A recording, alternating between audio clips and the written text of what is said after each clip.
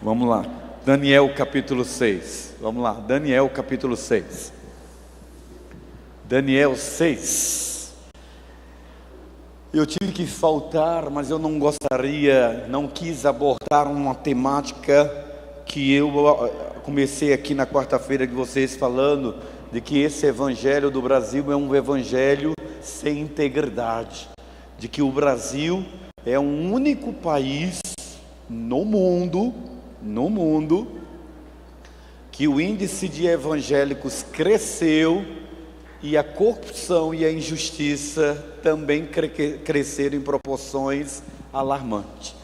Quando você faz, e aí eu sei que tem muita gente aqui que gosta de estudar, mas quando você faz uma pesquisa dos países que foram impactados com a reforma protestante e com o evangelho, ou seja, do século XVI até o século XXI, nosso século, os países que aderiram à fé evangélica, eles estão elencados em todos os países do primeiro mundo.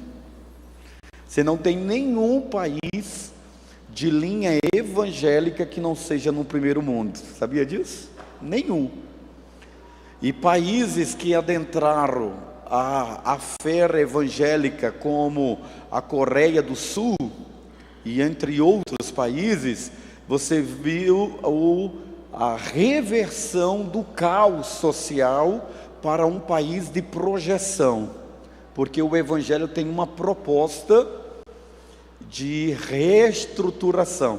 No Brasil, o cristianismo se tornou um negócio, se tornou um evento, não foi capaz de mudar a integridade do brasileiro, e é por isso que nós temos um evangelho diluído e relativizado, aonde os políticos ascendem ao Congresso Nacional, mas as leis, elas não tiveram contornos de serem balizadas pela palavra, porque como no futebol, a política se tornou um mecanismo de ascensão social e enriquecimento fácil. Infelizmente, não é o evangelho do Senhor Jesus Cristo. Mas a minha pergunta para mim e para você é íntegro? Não tem nada a ver com o político, não tem nada a ver com o país do jeitinho, mas você, já que a salvação é individual, você é íntegro? O evangelho transformou você a ponto das pessoas encontrarem em você uma pessoa justa, e a gente viu isso que na Bíblia tem pessoas, e não é mitologia cristã, é biografia cristã. Mitologia é algo que é inacessível, inalcançável. A biografia de homens e mulheres sujeitos às mesmas falhas e inclinações que eu e você, mas que foram capazes de viver a resiliência, ou seja, se erguerem no processo da vida, permitindo o seu caráter ser ajustado pela palavra. Porque o que tem mais nesse mundo, e já falaram que é para eu pregar esses sermões, eu já estou, depois de domingo passado, eu descobri realmente que próximo ano, meu sermonário, minha linha de sermões que eu vou produzir, é produzir sermões que não sejam mais sermões evangelísticos no domingo, porque aquela massa de domingo é uma massa que vai para o evento do culto de domingo, é uma multidão descomprometida, é uma multidão sem doutrina, que relativiza princípios e que vê no culto do domingo apenas vamos dizer assim, uma prerrogativa de descarga de consciência. Ela precisa do culto do domingo, mas ela não tem compromisso com Deus, ela não tem compromisso com os princípios, ela não tem compromisso com a palavra, ela não tem compromisso com a igreja. Vocês da quarta-feira não merecem apanhar. Eu estou como meu pai, que tinha 7 filhos, e quando errava ele batia nos 7. E aí a gente perguntava, mas por que os 7? Porque se um vai apanhar, todos têm que apanhar. E era assim, a gente apanhava nesse princípio. E a gente percebe que que nosso povo é um povo que não tem princípio. Tem fé, mas não tem princípio. E fé, seja forte com o que eu vou dizer, fé não transforma cultura. Que o que transforma a cultura é princípio. O princípio transforma a cultura, mas a fé não. Por isso que Tiago diz: me mostre a tua fé, e eu mostro as minhas obras. Né? Fé o espírita tem, fé o católico tem, fé o ateu tem na sua legenda partidária. Então fé está inerente na capacidade do homem de crer em alguma coisa, mas princípio é a negação da minha vontade para prevalecer o princípio que está acima da cultura. Estou bom para fazer discurso, né, gente? Mas vou pregar, vamos lá. Daniel capítulo 6. É a minha veia política, né? Aí eu estava falando para minha esposa assim: eu vou entrar para a política. Ela disse: então vai perder a mulher e a igreja. Falei: não, eu vou permanecer fora da política. Daniel capítulo 6, vamos lá. Sejam fortes que eu vou ler o capítulo todo, tá bom? Dario achou por bem nomear 120 sátrapas para governar todo o reino, e designou 3 supervisores sobre eles, um dos quais era Daniel. Os sátrapas tinham que prestar contas a eles para que o rei não sofresse nenhuma perda. Ora, Daniel se destacou tanto entre os supervisores e os sátrapas por suas grandes qualidades, que o rei planejava tê-lo à frente do governo de todo o império. Diante disso, os supervisores e os sátrapas, que eram formas de governadores, né, procuravam motivos para acusar Daniel em sua administração governamental, mas não conseguiram. Não puderam achar nele falta alguma, pois ele era fiel, não era desonesto nem negligente. Finalmente, esses homens disseram: jamais encontraremos algum motivo para acusar esse Daniel, a menos que seja algo relacionado com a lei do Deus dele. E assim, os supervisores e os sátrapas, de comum acordo, foram falar com o rei. Ó rei Dario, vive para sempre. Todos os supervisores reais, os prefeitos, os sátrapas, os conselheiros e os governadores concordaram em que o rei deve emitir um decreto ordenando que todo aquele que orar a qualquer deus ou a qualquer homem nos próximos 30 dias, exceto a ti, ó rei, seja tirado na cova dos leões. Agora, ó rei, emite o decreto e assina-o para que não seja alterado, conforme a lei dos medos e dos persas, que não pode ser revogada. E o rei Dario assinou o decreto. Quando Daniel soube que o decreto tinha sido publicado, foi para casa, para o seu quarto, no andar de cima, cujas janelas davam para Jerusalém, e ali fez o que costumava fazer. 3 vezes por dia ele se ajoelhava e orava, agradecendo ao seu Deus. Então aqueles homens foram investigar e encontraram Daniel orando, pedindo ajuda a Deus, e foram logo falar com o rei acerca do decreto real. Tu não publicasses um decreto ordenando que nesses 30 dias todo aquele que fizer algum pedido a qualquer deus ou a qualquer homem, exceto a ti, ó rei, seja lançado na cova dos leões?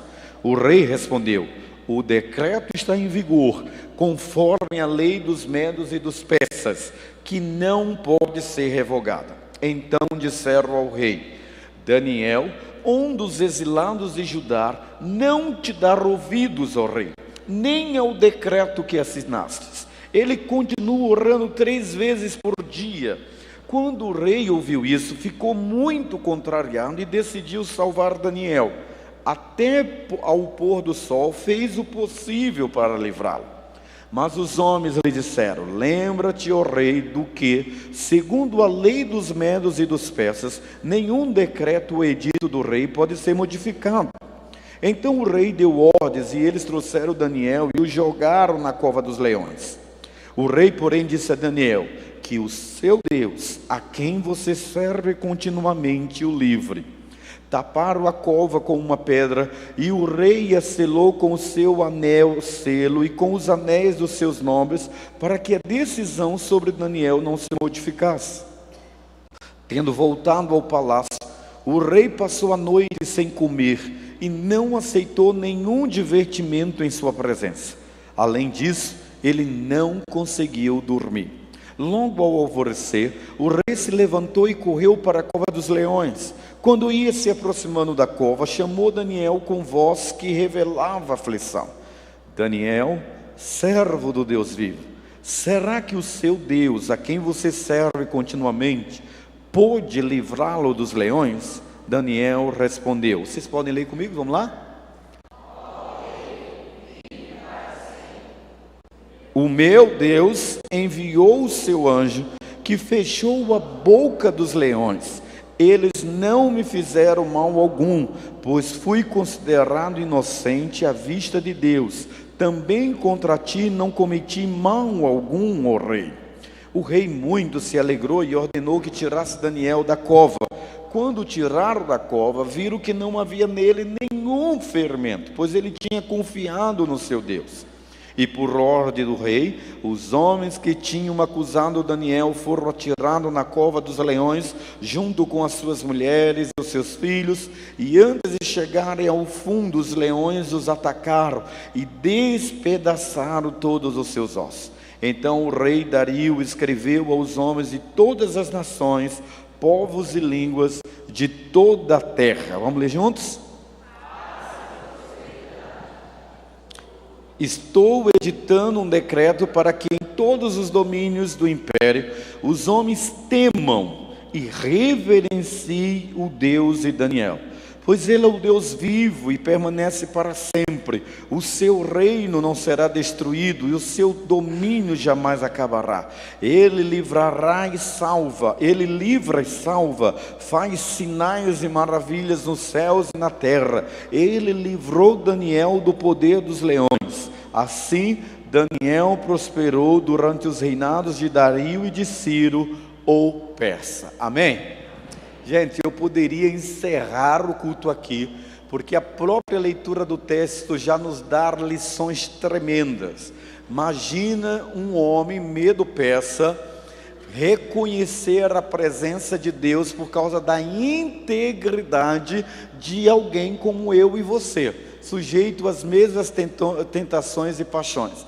Você já imaginou se o nosso caráter, se a nossa vida fosse tomada de tamanha intimidade com Deus, como que nós impactaríamos esta cidade, impactaríamos esta nação, quando nós tomarmos coragem, e nos posicionarmos como servos do Deus Altíssimo e priorizarmos um tempo de excelência com Deus, sermos menos religiosos e mais amigos de Deus, aonde a nossa inocência seja manifestada aos homens por conta da nossa fidelidade para com Deus. Nós evangélicos não somos melhores do que os católicos, temos as mesmas ladainhas, fazemos as mesmas preces, fazemos as mesmas penitências, barganhamos com Deus, assim como os católicos fazem promessas, que se Deus fizer isso, que se Santo Antônio fizer isso, não sei o que, ele vai fazer isso. Nós também fazemos assim. Se Deus me fizer isso, eu vou dar o dízimo. Se Deus me fizer isso, a gente ainda não se posicionou a ponto de de reluzirmos a glória do Senhor. Vamos ser francos, nós ainda estamos na esfera da religiosidade. Nossos rostos ainda não brilharam como deveriam brilhar. Nós ainda não fomos capazes de reluzir como filhos do Deus Altíssimo. Pergunta, e eu estava perguntando hoje para mim, dizendo: Senhor, ainda falta muito em mim, e se falta muito em mim, eu acho que o meu povo também. Ai de mim, porque sou pecador e estou no meio de um povo de impuros lábios. Quanto tempo a gente gasta em oração? Quanto tempo eu e você gastamos em leitura da palavra? Quanto tempo a gente gasta no Instagram, no Facebook, no WhatsApp, dizendo que está resolvendo coisas? Está resolvendo nada, é que a gente gosta de fofoca. E a rede social é a forma legal de fofocar, de falar da vida dos outros, de bisbilhotar a vida do outro. Converse.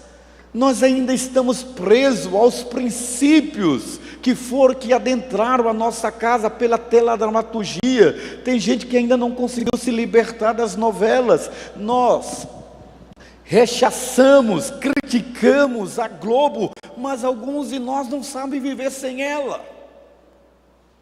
Nós temos uma vida fútil, baseada no interesse do ter, porque para nós é inconcebível não ter. Queridos,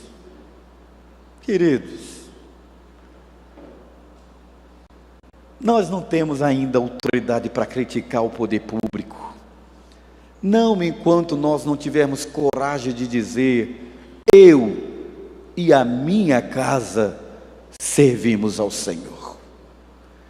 E não é servir não, porque nós somos crentinhos, e crentinhos não faz diferença. Crente faz diferença. Servo de Deus, que se posiciona, não importa se você está diante de um mendigo ou diante de um juiz, não importa se você está diante de um rico ou de um pobre, você tem que ser o que você é, um homem e uma mulher de Deus. E aí a gente começa a perceber, esses dias eu pregando, dizendo assim: a culpa do mundo estar assim é a igreja. Mais alto lá que eu estava lendo a Bíblia ontem à noite, e ele disse: você não vai dormir? Eu falei: não, estou terminando Apocalipse. A minha esperança, seja forte com o que eu vou dizer, é que o juízo de Deus virá sobre o Brasil. Mas o juízo de Deus não virá primeiramente sobre a vida do ímpio. Deus decidiu julgar primeiro a sua igreja. Deus decidiu primeiro separar o seu joio do trigo.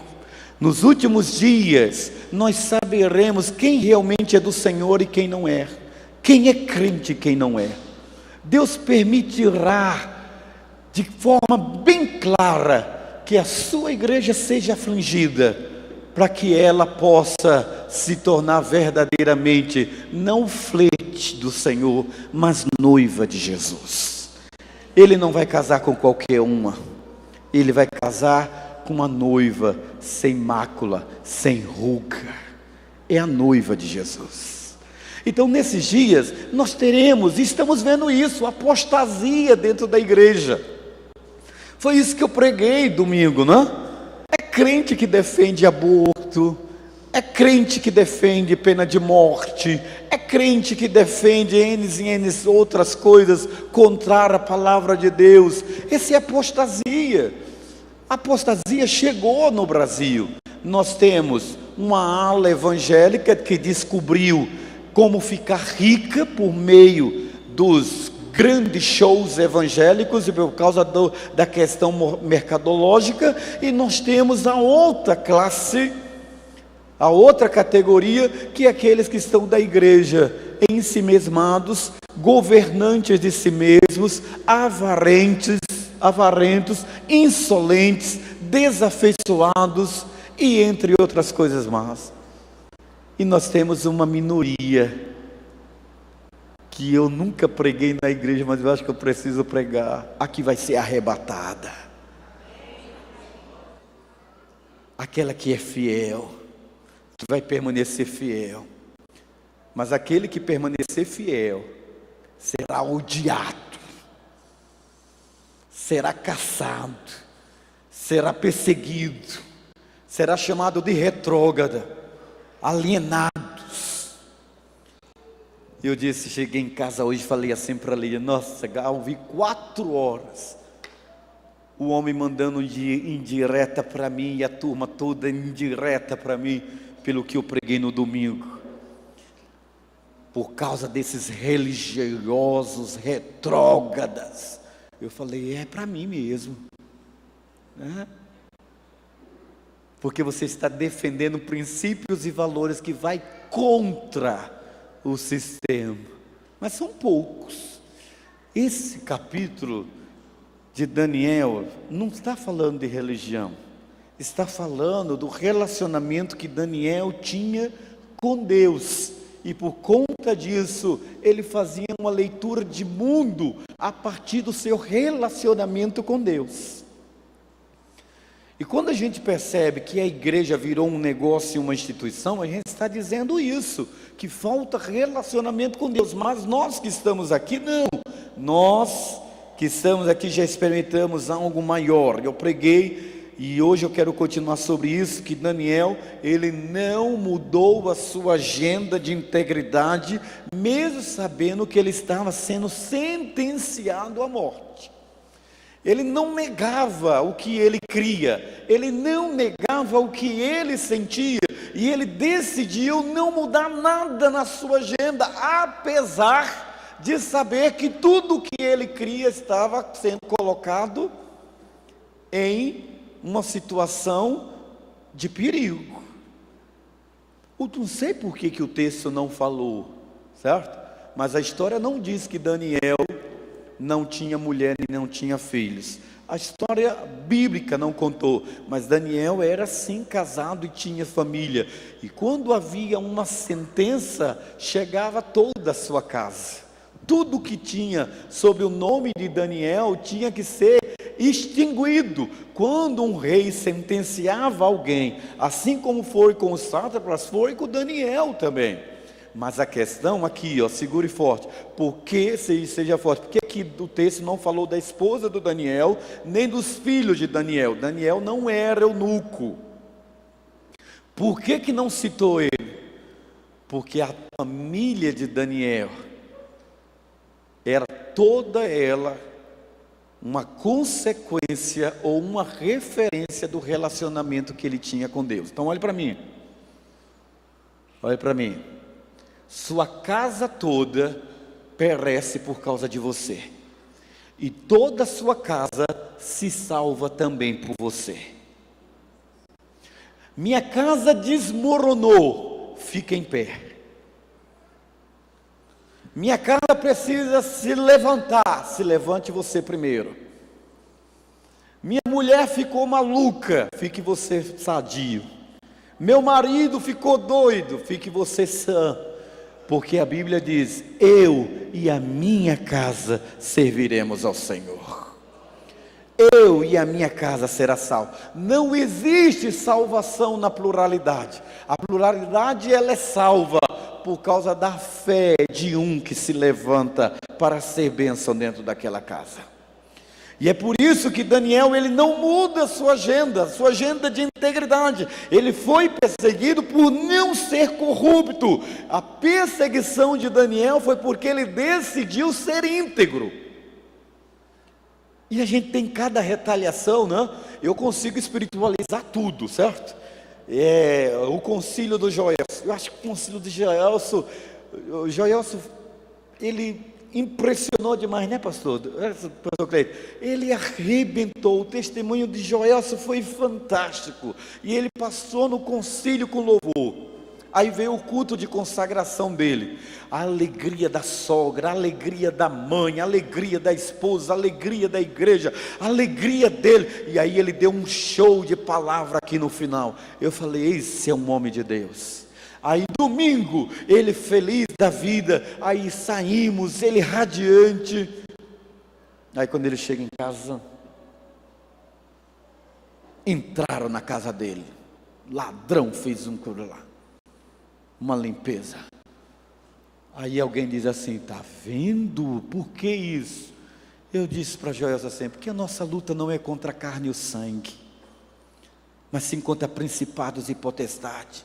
Quando você decide ser um homem, uma mulher de Deus, quando você decide ser bênção, se Satanás não se levantar dentro da sua casa, mas vai se levantar fora dela, mas ele vai se levantar contra você. E aí você precisa acreditar que o Deus que está em você é maior do que o Deus que se levanta contra você. Você precisa acreditar nas promessas do Senhor. Ou seja, Satanás leva os anéis, mas ficam-se os dedos, porque na vida ele não pode tocar. Mas é quando você decide ser íntegro. Sabe quando Satanás não se levanta contra um crente? Quando esse crente não incomoda. Você não incomoda, você nem fede nem cheira. Você é um Zezinho crentinho. Uma coisinha que as pessoas nem sabem que é crente. E quando ainda sabe que você é crente, ainda faz cara de terror. Você é crente?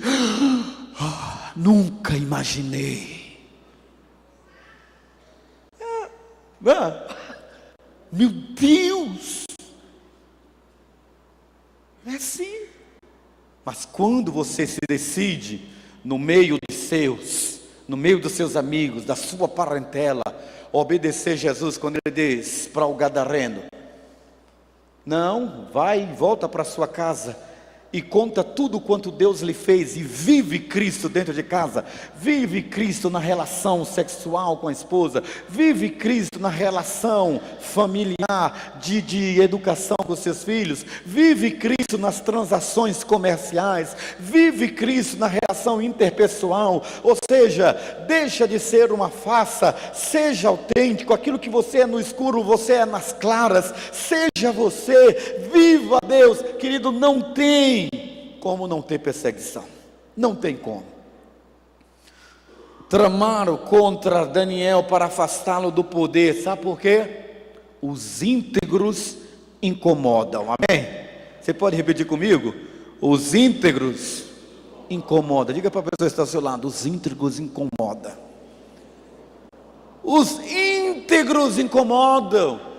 A presença de Daniel era um transtorno na máquina pública, no meio da injustiça, da impunidade, da impiedade, da corrupção. Tinha alguém que era uma barreira para o roubo, para o levar vantagens.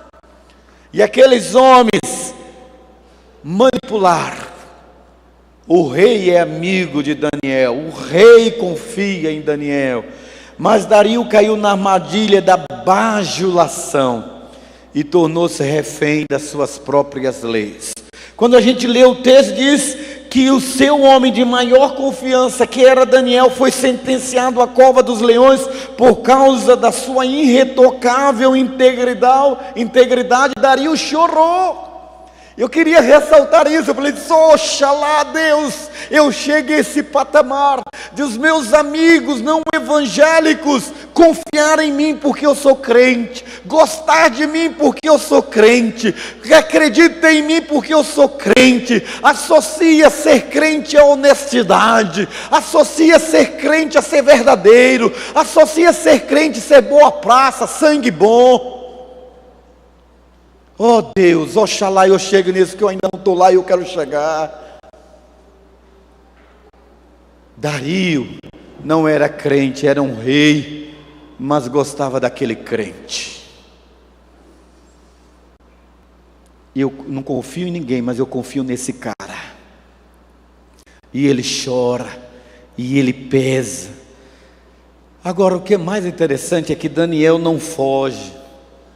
Daniel não transige, ele continua orando ao Senhor como ele costumava fazer. Vê aí o versículo 10, solta aí, meu amigo, para ver assim. Olha que bacana esse aí, o versículo 10.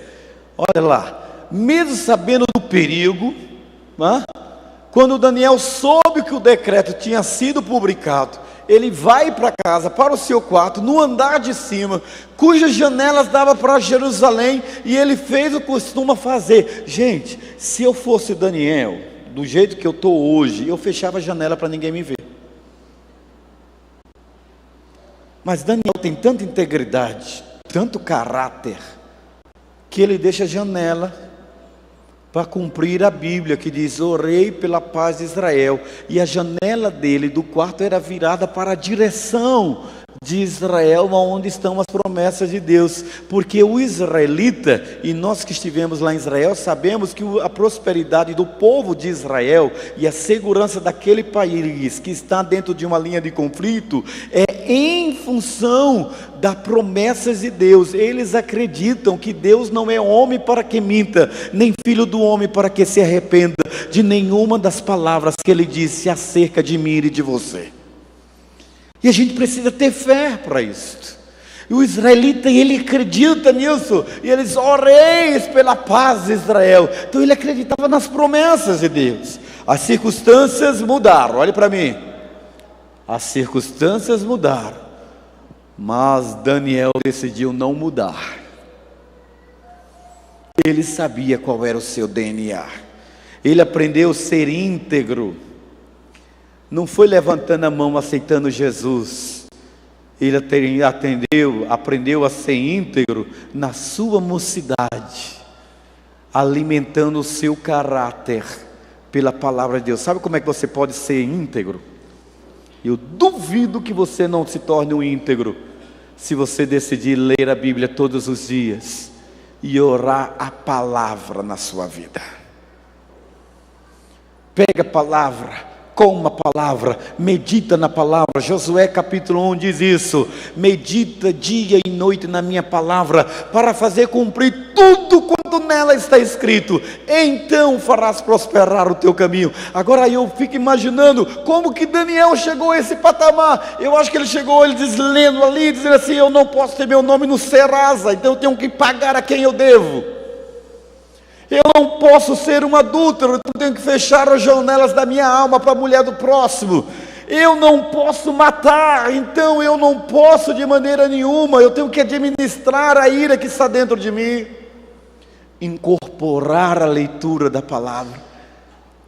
Eu tinha uma professora que depois ela virou apóstola. Professora Valnice Milhomes, que saiu daqui, de Tocantinha. Depois eu descobri que era daqui. E a Valnice, ela dizia o seguinte: Deus não tem compromisso com as suas carências e as suas necessidades.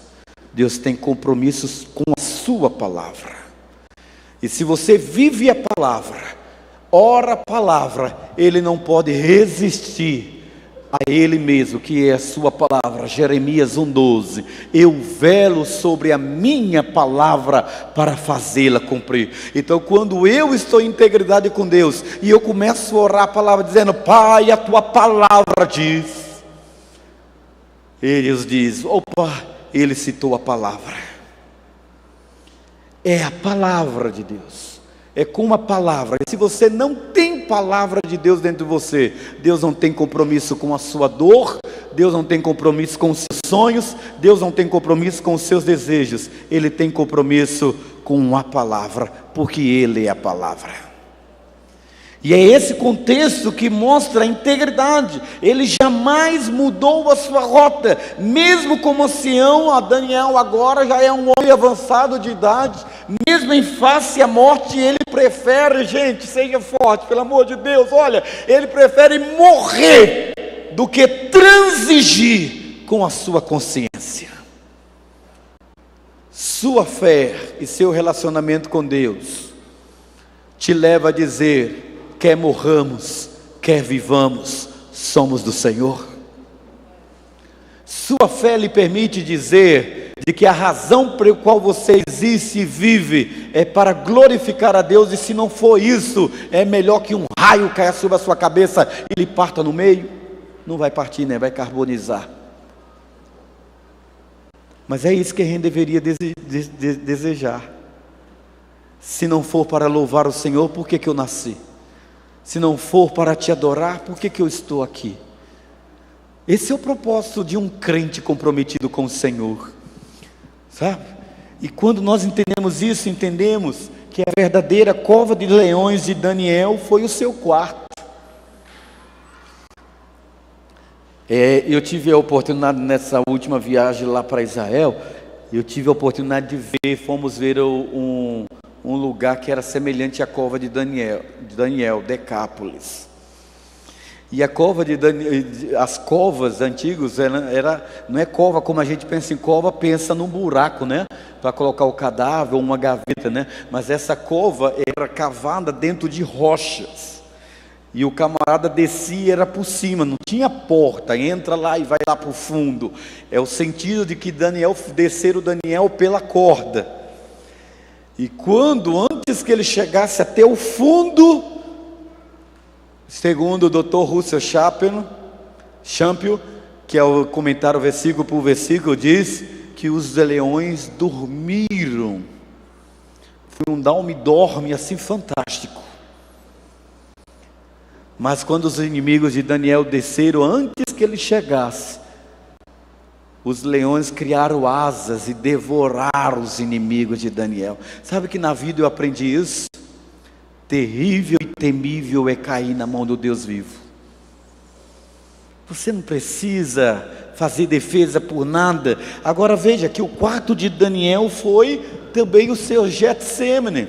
Ali ele adorou o Senhor, ali ele chorou, ali ele sofreu, ali certamente ele foi tentado. Eu acho que ele era humano como eu, né?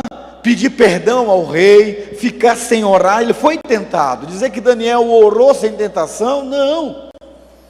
Ele sabia que poderia ser destroçado pelos leões para não perder o seu testemunho. O diabo prefere que nós preservemos as nossas vidas e percamos nosso testemunho, sabia disso? De todos os comentários que colocaram lá na minha página, em que eu fui apagando lá para não dar ibope para o capeta, né? Por que você vai dar ibope para o capeta, gente? Eu não estou interessado com o que o diabo diz sobre mim, eu estou interessado no que Deus diz sobre mim. Eu sou mais interessado. Então, aí eu falei assim, pensando assim, meu Deus, é verdade. O diabo não quer que nós morramos. Ele quer que a gente perca a nossa autoridade de testemunho para tirar o crédito da pregação do Evangelho de Cristo. Então, para Daniel o diabo preferia que ele preservasse a sua vida. Assim foi com Jesus, Mateus capítulo 4. É porque a gente não está lendo mais Bíblia.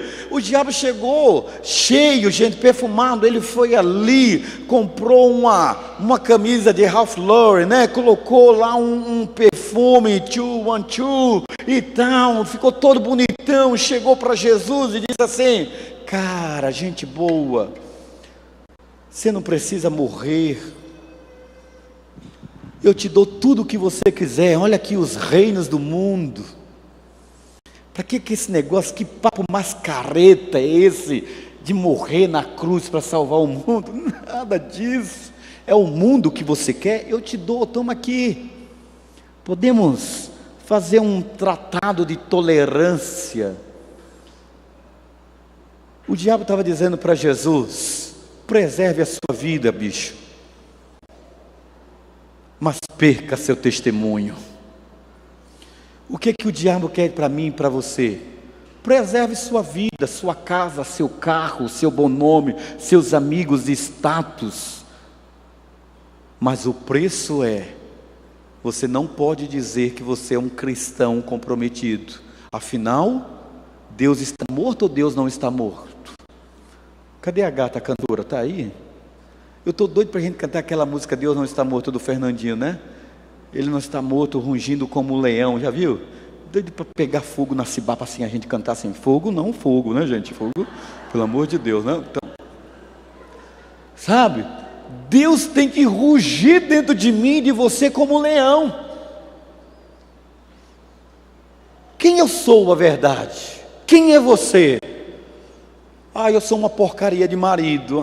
Está explicado porque você relativiza princípios. Hoje nós estávamos conversando ali os pastores, que a gente sabe quem é cristão não é pelo que você é aqui dentro, é pelo que você é dentro de casa. Você é cristão pelo que você é dentro de casa. Quem sabe se você é cristão mesmo é quem vive com você. E no contexto de Daniel, ele decidiu que ele não. Foi na juventude e assim é na velhice. Na juventude, eu e meus amigos desafiamos o rei e demos testemunho. Na velhice também, eu quero continuar com o meu testemunho de que só existe um Deus, os céus e na terra. Que ninguém esqueça que eu morri por causa do meu Deus, nem que eu tenha que perder a minha vida. Pá! Que cacetada na minha cabeça, né, gente? Aquele que quiser preservar a sua vida, perdê-la-á. Mas aquele que perdê-la por amor de mim, esse a ganhará. Eu sou cristão, você é cristão, ou nós somos Zezinhos da fé? Certamente, eu acho, coloquei aqui no meu manuscrito, que Daniel deve ter sido tentado a transigir ao se ajoelhar e orar. Por que não facilitar as coisas? É sempre o que o diabo quer. Eu acho que às vezes a gente corre muito risco na nossa vida. Olhar para a nossa posição de privilégio, do que a gente já conseguiu, né? Do que a gente pode gozar e não ser tão extremista. Mas olhe para mim. A Bíblia diz lá em Apocalipse que oxalá eu seja quente ou eu seja frio. Que se eu for morno, Deus vai me vomitar da sua boca. Seja forte, que eu estou em crise, tá bom? Falei, caramba, eu acho que os assembleianos estão certos. E agora? Sou batista ou assembleiano? Porque a coisa está dizendo aqui que Deus vai me vomitar. Que Ele não tolera quem fica em cima do mundo. Oxalá fosses quente ou frio, mas porque és morno. Aí eu lembrei na minha adolescência que eu tomei um pileque, mas um pileque tão grande, mas eu fiquei tão bêbado. E minha mãe mornou uma água e me deu para eu beber. Você já tomou? Eu sei que não só tem eu de bebinho e eles bebiam aqui, tem vários aí também, né? Gente, é horrível, você vomita até o que você não tem. E a gente precisa entender isso, que nos nossos dias, 17, né, Charles? 17 hoje. Hoje é 17.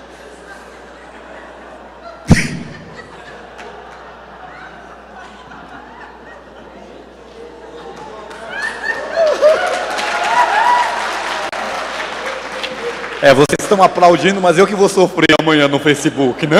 Tá bem? Então, eu não quero falar mais 17 vezes, gente, por favor. O que nós estamos aqui? Por que eu falei 17, gente?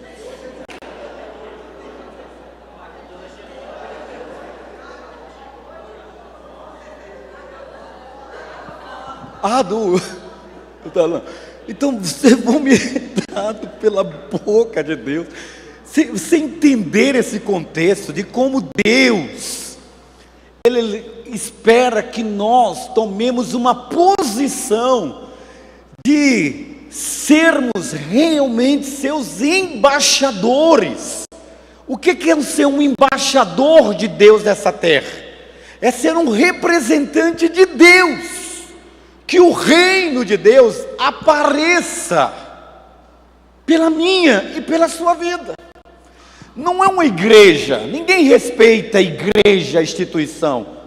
Ao contrário, não faz sentido nenhum a igreja, porque Deus se revela em pessoas e através de pessoas.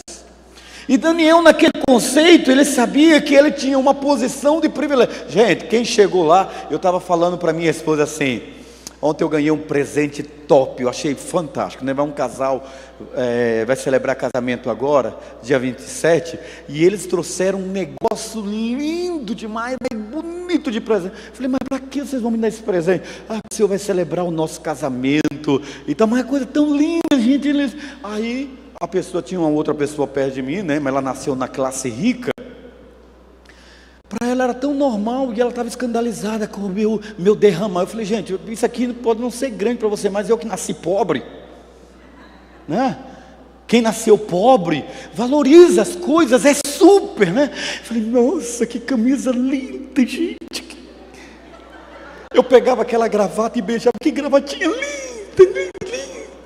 Umas coisinhas que a gente valoriza. E aí eu fico imaginando Daniel, que saiu da posição de escravo. Ele foi raptado da terra dele. Ele saiu, mesmo como príncipe de Israel, ele foi arrastado com correntes até a Babilônia. Ele chegou desnudo.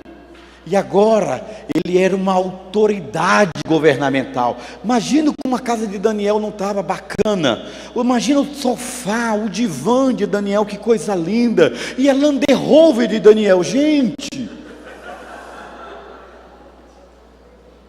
Era tudo magnífico, né? Agora você vê, ele estava correndo o risco de perder tudo isso. Não é fácil, ele foi tentado sim. Então o texto sagrado diz que ele tinha que pensar ser fiel a Deus ou continuar na posição de privilégios que ele tinha. Mas o texto sagrado que eu, quando leio aqui, diz que Satanás deve ter dito para ele assim: ninguém precisa saber que você ora, Daniel, ore silencioso, faça a oração batista.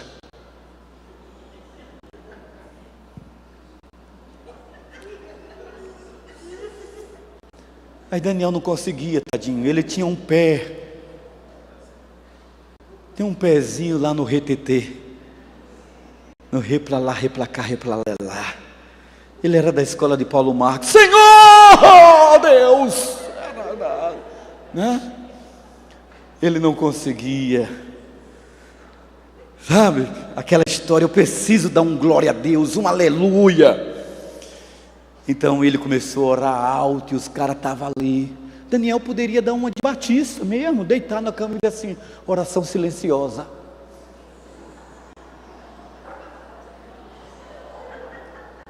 A gente diz que Deus sonda, não precisa falar, mas Daniel queria falar, ele queria verbalizar, ele queria a vigília de sábado aqui na igreja, sabe? Queria ter intimidade.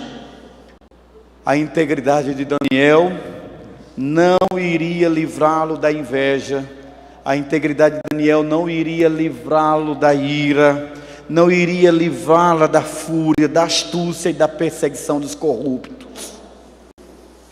Mas Deus prometeu estar com Daniel, e Deus prometeu estar com você todos os dias, até a consumação dos séculos.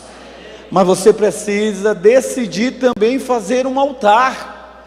Você precisa entender que o lugar da sustentação da sua fé não é o sermão do pastor Valmir, não é o culto da quarta-feira, é lá no quarto de guerra, no quarto secreto da sua casa. É o dia em que você planta a certeza de que você precisa atrair o reino de Deus para dentro da sua casa.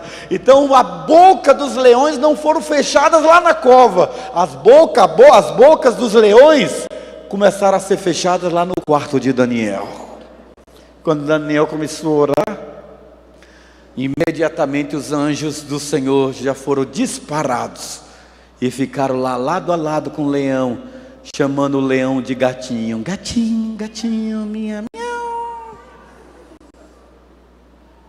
Se você não acreditar que Deus te livra, então quem te livrará? O seu dinheiro? A sua astúcia? A sua perspicácia? Os seus amigos? A sua família? Ei, quando a gente está na forca, não fica ninguém, no máximo uma mãe desmiolada, porque toda mãe é desmiolada por causa do amor do seu filho. O máximo. Mas Deus prometeu isso nos sustentar, mesmo que você morra por causa da sua integridade. Eu quero terminar dizendo: Deus lhe chamará de bem-aventurado, porque felizes são aqueles que sofrem por causa da justiça. Amém? Vamos ficar em pé? Gente, o Dan está em Amsterdã, então não dá para a gente cantar Deus não está morto. Mas quando ele voltar, eu e a gata vamos fazer um dueto e vamos cantar Deus não está morto. Queria que você curvasse a sua cabeça, fechasse seus olhos. Você é precioso, você é amado do Pai. Você é meu parceiro, minha companheira, homem de fé, mulher de fé, que está aqui toda quarta-feira, meditando na palavra e pedindo a Deus para se tornar um homem melhor, uma mulher melhor. Eu sei que você está cansado da faculdade, veio direto para cá, da escola, do trabalho, veio porque você tem sede e fome da palavra, e que esta palavra seja frutífera dentro de ti.